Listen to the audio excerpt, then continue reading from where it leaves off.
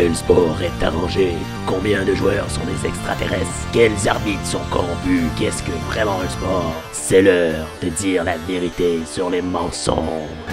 Mystère, malédiction, complot, conspiration.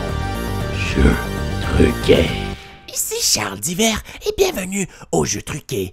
Épreuve phare du continent européen, le Tour de France est l'une des compétitions des plus intenses du monde du cyclisme. Toutefois, les raisons derrière la création de ce tour au début du 20e siècle sont plutôt nébuleuses.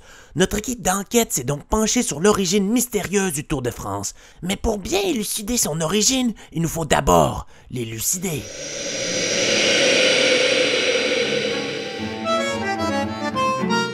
Le Tour de France est une compétition de vélo se déroulant sur une vingtaine de jours à chaque juillet de l'année. Le principe du tour est simple. C'est une course à étapes répartie au travers de la France à laquelle celui qui a mis le moins de temps à compléter toutes ces étapes remporte le dit Tour de France. Mais d'où est cette idée de faire le Tour de France à vélo? Une scène d'un documentaire portant sur le Tour de France nous rapprocherait de notre réponse. Un documentaire intitulé Le Raid, portant sur la première équipe australienne à compétitionner au Tour de France en 1928, comporte un petit segment qui nous explique, à l'aide d'une scène reconstituée, la création de la Grande Boucle. 2 Français seraient ainsi derrière l'avènement du Tour de France. Nous avons rencontré l'acteur Clovis Cornillac, qui interprète l'un de ces Français dans la scène, pour nous expliquer les origines du Tour. Monsieur Cornillac, pouvez-nous nous expliquer l'origine du Tour de France? Oui, alors, eh bien, le Tour de France serait né d'une compétition entre Pierre Giffard, le personnage que j'interprète, et Monsieur de Dion, car l'un était le rédacteur du magazine de vélo et l'autre du magazine Loto. Donc, voilà, hein, la scène du film montre seulement les deux hommes en train de discuter, hein. Mais de quoi discutaient-ils au juste? Eh bien, d'un probable Tour de France à vélo, du coup, hein. Bon, allez, prochaine question. Arrêtons-nous sur les 2 personnes en cause. D'un côté, Pierre Giffard, du magazine Le Vélo, et de l'autre, Jules Albert de Dion, du magazine Loto. La création d'une compétition de vélo d'envergure serait-elle née d'une dispute entre les deux concernant le vélo ou l'automobile? Cela est peu probable, puisque Pierre Giffard parlait abondamment d'auto dans son magazine Le Vélo. Mais quelle dispute aurait-elle amené la création du Tour de France? Pour répondre à la question, nous sommes retournés voir l'acteur Clovis Cornillac, qui interprète Pierre Giffard dans le film Le Raid, pour savoir s'il en connaît un peu plus sur la dite dispute entre les 2 hommes.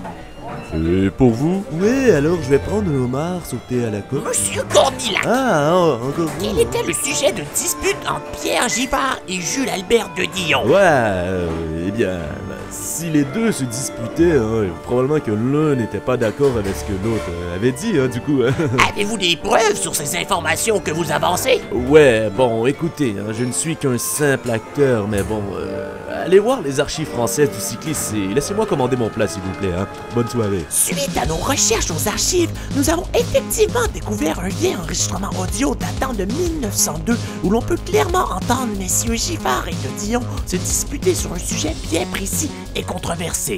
Écoutez pour voir. Mais puisque je vous dis qu'elle est ronde, hein, faut pas venir de Montparnasse pour la comprendre, Non, celle-là. non et renom, Dion, monsieur de Dion, observez par vous-même l'horizon. La Terre ne vous paraît-elle pas plate? Je ne vois pas de courbure, moi. Si elle avait l'air d'une boule, alors je ne vaux pas plus qu'un coprolite. Monsieur Giffard, pour me convaincre, il me faudra des preuves. Des preuves? Je vous en amènerai, avec la satisfaction d'avoir gagné du coup cet argumentaire. Je ferai le tour de la France s'il le faut pour vous le prouver. Ainsi, Pierre Giffard voulait démontrer à de Dion que la Terre est plate et non une sphère comme les scientifiques le prétendaient à l'époque. Mais comment M. Giffard s'est-il pris pour prouver cette affirmation et, du coup, a amené à la création du Tour de France? Pour répondre à la question, nous sommes retournés voir l'acteur Clovis Cornillac, qui interprète Pierre Giffard dans le film Le Raid, pour savoir s'il savait comment M. Giffard a prouvé sa théorie. Monsieur Cornillac! Ah, merde alors. Mais qu'est-ce que vous foutez dans ma douche, bordel? Comment croyez-vous que Pierre Giffard a prouvé que la Terre est plate en faisant le Tour de France? Mais c'est quoi ces putains de conneries? Allez, dégagez de ma douche. Mais que faites-vous de Pierre Giffard? Mais je m'en bats les couilles de votre putain de Pierre Giffard. C'est juste un petit con à lunettes. Partez, sinon j'appelle les flics. Étrange de traiter Monsieur Pierre Giffard de petit con à lunettes, surtout si on se fie au fait que Pierre Giffard ne portait pas de lunettes. Alors, d'où sort-il cette affirmation? Est-ce que Pierre Giffard a utilisé des lunettes spéciales lors de son tour de France à vélo pour prouver que la Terre est plate? Aurait-il tracé une ligne droite au centre de ses lunettes pour montrer que peu importe où il est en France, l'horizon est droit, prouvant ainsi que la Terre est plate? Le fait d'entreprendre cette tournée de la France avec probablement ses collègues du magazine Le Vélo aurait-il amené la création du Tour de France tel qu'on le connaît aujourd'hui? Nous ne saurons peut-être jamais la vraie réponse à ce sujet. Toutefois, nous savons que Jules Albert de Dion, du magazine Loto, a participé, peu de temps avant sa mort, à la création du 24 heures du Mans, une course automobile se déroulant pendant 24 heures.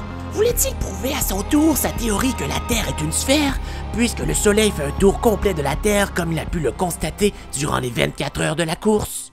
À vous de juger. La quête de vérité est un chemin ardu. Les faits peuvent ne pas être ce qu'ils laissent paraître. Et jusqu'au prochain mystère. Ici Charles Divers qui vous dit au prochain mystère.